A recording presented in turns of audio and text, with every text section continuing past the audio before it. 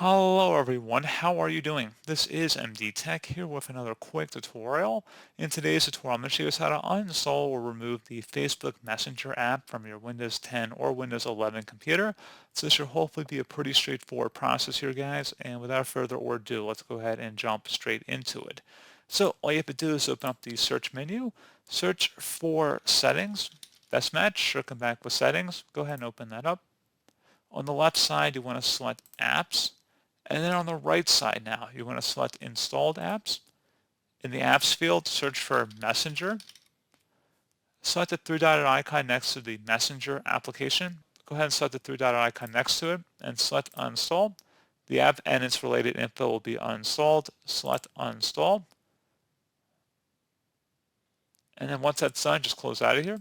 Was it just restarting your computer just to get rid of remnants that might have still been pending removal? You just might have to restart your computer just to make sure you've fully removed the traces that were left behind.